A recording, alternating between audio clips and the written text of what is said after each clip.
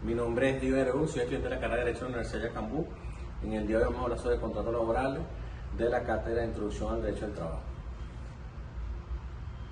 Contrato laboral es un acuerdo de voluntades que genera derechos y obligaciones. En este acuerdo concurre una persona o empresa que se llama empleador y otra persona que se llama trabajador. Por este acuerdo el trabajador queda obligado a prestar servicio al empleador en forma dependiente o subordinada de sus órdenes, y por otro lado le corresponde al empleador la obligación del pago o remuneración por esos servicios. Los elementos del contrato. La doctrina dice que el elemento está relacionado con el consentimiento, objeto, causa.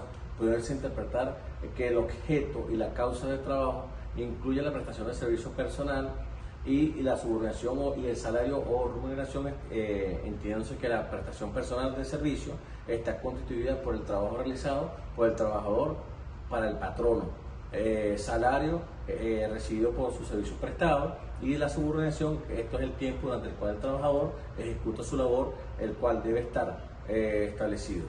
Características del contrato laboral.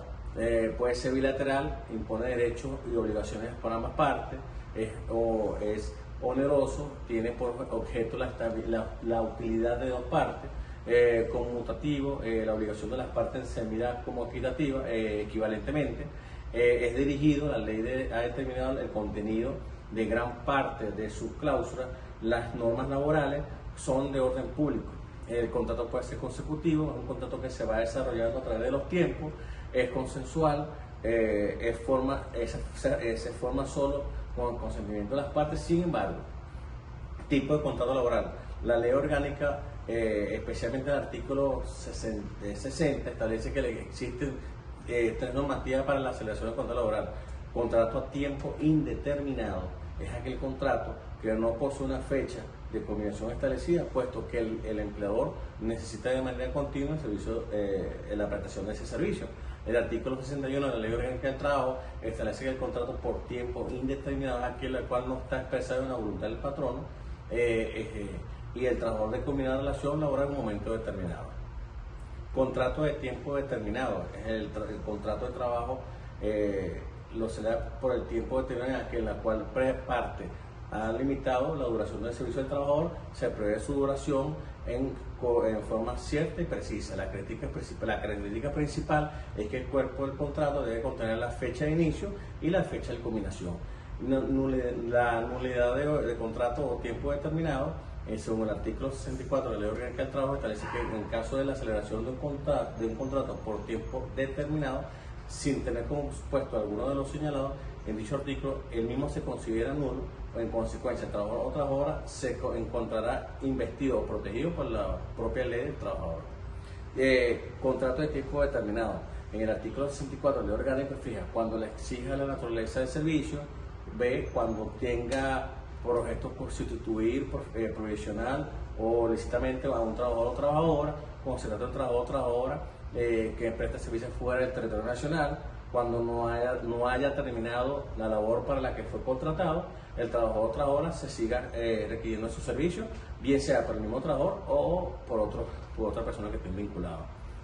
Contratos por una obra determinada. Según el artículo 64 de la Ley Orgánica del Trabajo, se estipula el servicio que prestará el trabajador para la ejecución de cierta obra. Así mismo se debe establecer el tiempo que le tomará el empleador en terminar la misma. La ley establece que la combinación de la asignación para la cual fue contratada el trabajo se da por finalizar el contrato.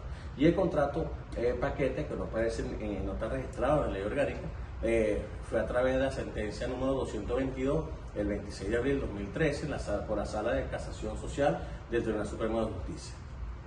La formalidad del contrato, el contrato de trabajo debe hacerse preferiblemente por escrito, aunque pudiera probarse su existencia en caso de que hubiese celebrado de forma verbal o oral. Se debe determinar el mismo con una exactitud de fecha de comienzo, con una exactitud de cuánto es el salario convenido y demás condiciones de la contratación. Asimismo, el contrato escrito facilita las pruebas de la relación, evitando una de las partes que pueda alegar naturaleza del contrato y distinta la expresamente convenida, pues conociéndose así las partes, sus obligaciones y derechos. La formalidad del contrato, según la ley orgánica, establece que debe existir dos ejemplares, uno de los cuales se queda el trabajador y el otro el empleador, que debe llevar nombre, nacionalidad, edad, estado civil, domicilio y residencia de los contratantes. El ejercicio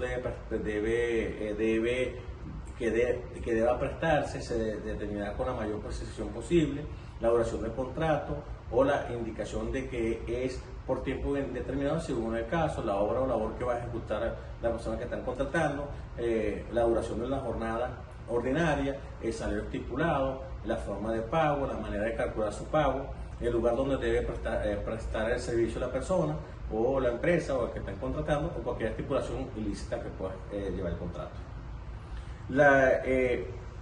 Principio fundamental del derecho laboral. El artículo 8 del reglamento de la orgánica de la Ley Orgánica del Trabajo enuncia los principios fundamentales del derecho al trabajo expresados de la siguiente forma.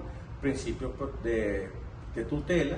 Dentro de este precepto se encuentran comprendidos tres principios que igualmente son primordiales al momento de proteger y tutelar por el bien de los trabajadores, que son reglas de las normas más favorables o principio de favor. Está referido a aquellas situaciones en las cuales se plantearse una duda razonable en la aplicación o de dos o más normas, será aplicada aquella más favorable del trabajador. Principio indubio pro operario se encuentra referido a aquellas situaciones en la cual el caso de presentarse una duda razonable en la interpretación de una norma deberá adoptarse aquella que es más favorable al trabajador.